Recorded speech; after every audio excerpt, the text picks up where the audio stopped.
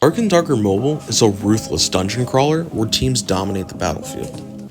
But what if you're playing solo? Is it actually possible to take down a full squad alone?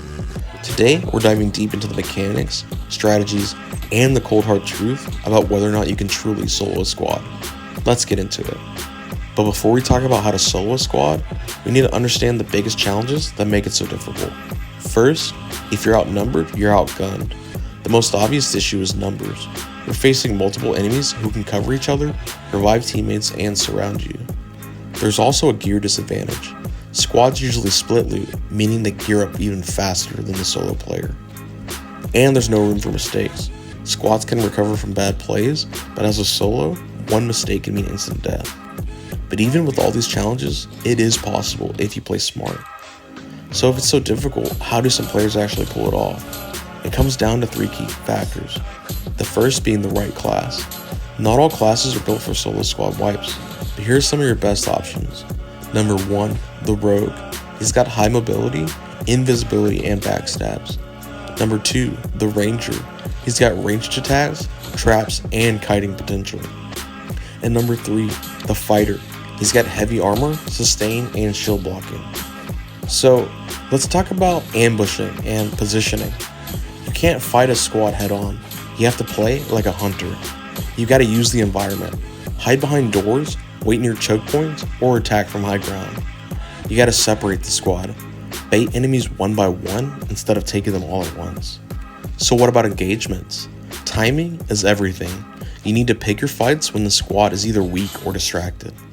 Let two squads fight, then clean up the survivors. You gotta catch them looting. Players drop their guard when opening chests or reviving teammates. So what about execution? How do you actually win a 1v3?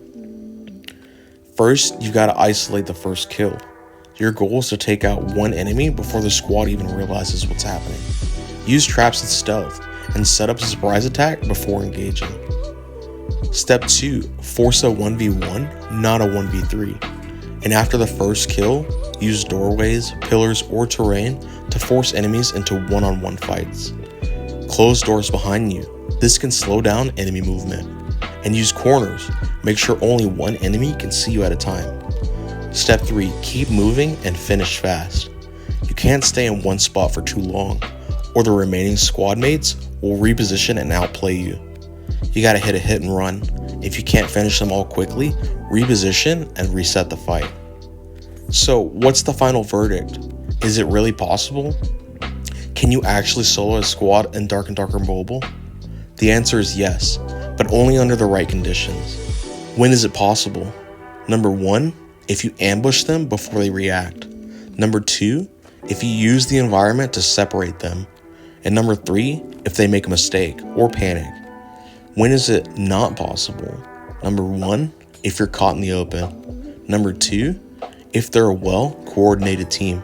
And number 3, if they just got better gear and know how to push you.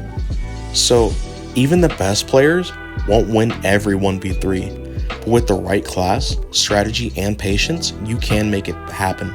Just remember, you're not fighting fair, so don't play fair, play smart. If you found this guide helpful, drop a like and subscribe for more Dark and Darker Mobile content. And let me know in the comments, what's your favorite squad wipe moment? Thanks for watching, and we'll see you on the next one.